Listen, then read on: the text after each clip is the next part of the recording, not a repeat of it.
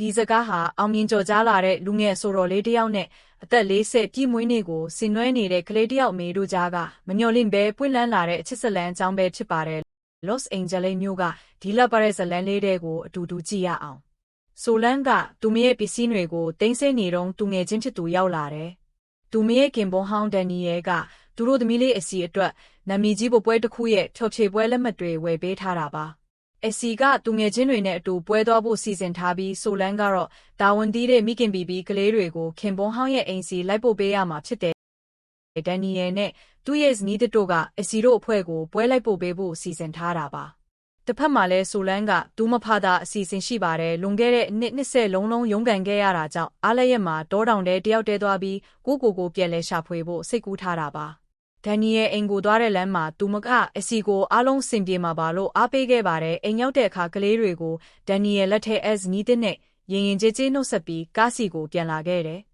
။ဒုတိယပိုင်းမှာတော့ဒန်နီယယ်ကညစ်စာတူစားဖို့ဖိတ်ပေမဲ့သူမကကြက်သားညင်းခဲ့တယ်မန်ထဲမှာကိုပြန်ကြည့်ရင်သူမရဲ့အတွေးတွေထဲမှာဒန်နီယယ်ပေါ်နာကြီးချက်တွေရှိနေတာသိတာပါတယ်။သူမဘဝကိုဖျက်ဆီးပြီးကန်ဆိုးမှုတွေဖြစ်စေခဲ့သူလို့သူမကသတ်မှတ်ထားတာပါ။ဒါပေမဲ့သူမထွက်ခွာခါနီးမှာပဲအရေးပေါ်ကိစ္စတစ်ခုပေါ်ပေါက်လာတာကြောင့်ဒန်နီယယ်ကကလေးတွေကိုဖျော်ဖြေပွဲလိုက်ပို့ပေးဖို့ဆိုလန်းကိုတောင်းဆိုလာပါတယ်။ဆိုလန်းကစိတ်မပါပေမဲ့သူမရဲ့အစီအစဉ်တွေကိုဖျက်ပြီးကလေးတွေကိုခေါ်သွားခဲ့ပါတယ်။ပွဲရောက်တဲ့အခါအစီတို့ကပွဲထဲဝင်သွားကြပြီးတချင်းသိမ့်ကျက်တဲ့ဆိုလန်းကတော့အေးဆေးနားနေဖို့နေရာရှာပါတယ်။ဒါပေမဲ့တက်ကြီးပိုင်းပရိသတ်တယောက်နဲ့စကားပြောရတာအဆင်မပြေတာကြောင့်အိမ်သာသွားမယ်ဆိုတဲ့အကြောင်းပြချက်နဲ့ထွက်လာခဲ့ရတယ်။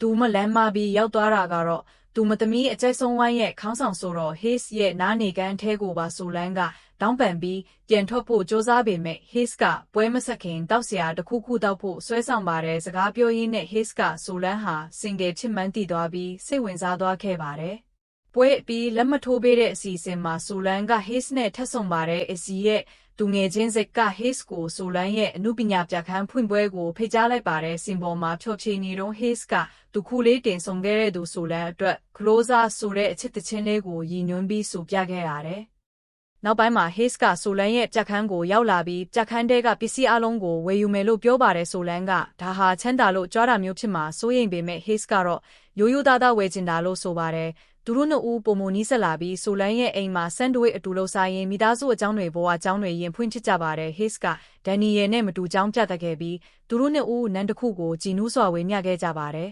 ။ဆိုလန်းကသူမဟာအသက်ကြီးလွန်းပြီလို့ဆိုပေမဲ့ Hayes ကတော့ဂယုမစိုက်ပါဘူး။သူတို့နှစ်ဦးနယူးယောက်မှာဆုံကြပြီးအတူတူအချိန်ကုန်ဆုံးခဲ့ကြပါတယ်။အဲ့ဒီနောက်ဆိုလန်းဟာ Hayes ရဲ့ဥရောပချော်ဖြေပွဲခီးစဉ်မှာလိုက်ပါသွားခဲ့ပါတယ်။သုံးလက်ကြအောင်သူတို့ရဲ့အချစ်တွေပုံမနဲ့ရှိုင်းလာခဲ့ပေမဲ့ပါရီမြို့မှာတော့ပပယာစီဓာတ်ပုံရိုက်ခံလိုက်ရတာကြောင့်အားလုံးတီကုန်ကြပါတယ်။ Hayes ရဲ့ဝမ်းတော်သားတယောက်ကဆိုလန်းကို Hayes ရဲ့အရင်ရေးစားဟောင်းတွေလိုပဲတယောက်ချစ်ပြောဆိုလိုက်တာကြောင့်ဆိုလန်းစိတ်ထိခိုက်ပြီးထွက်ပြေးခဲ့ပါတယ်။ဒါပေမဲ့နောက်ပိုင်းမှာ Hayes ကပြန်လဲတောင်းပန်ပြီးသူတို့ပြန်ဆင်ပြေသွားကြပါတယ်။ပြဿနာကအဲ့ဒီမှာတင်မရက်ပါဘူး။ Hayes ရဲ့ယူသွတ်တဲ့ပရိသတ်တွေကဆိုလန်းကိုနှောက်ယှက်လာကြသလိုသမီးချစ်သူအစီကလည်းအကြောင်းမှာသူငယ်ချင်းတွေရဲ့ကဲရဲမှုကိုခံလာရပါတယ်။မိခင်တယောက်အနေနဲ့ဆိုလန်းဟာသမီးချစ်သူရဲ့အနာဂတ်ကိုကာကွယ်ဖို့အတွက် Hayes ကိုလမ်းခွဲဖို့ဆုံးဖြတ်လိုက်ပါတယ်။သူတို့နှစ်ဦးဂတိတစ်ခုထားခဲ့ကြပါတယ်အခြေအနေတွေငြိမ်သက်သွားဖို့နဲ့အစီအရွယ်ရောက်လာဖို့အတွက်9နှစ်အချိန်ခွဲနေကြဖို့ပါ9နှစ်ကြာပြီးတဲ့နောက်အစီဟာကိုခြေထောက်ပေါ်ကိုရက်တည်နိုင်တဲ့အရွယ်ရောက်လာပါပြီတညမှာတော့ဆိုလန်းဟာ TV အင်တာဗျူးတစ်ခုမှာ Hayes ကိုမြင်လိုက်ရပါတယ် Hayes ကသူ Los Angeles ကိုပြန်လာတော့မဲ့အကြောင်းနဲ့သူဘယ်တော့မှမမေ့ခဲ့တဲ့အမျိုးသမီးစီကိုပြန်လာမှာဖြစ်ကြောင်းကြေညာခဲ့ပါတယ်နောက်ဆုံးမှာတော့ဘာဒါအစီမှမရှိတော့ပဲသူတို့နှစ်ဦးဟာကြောက်ရွံ့မှုကင်းနဲ့ပြန်လဲချစ်နိုင်ကြပါတော့မယ်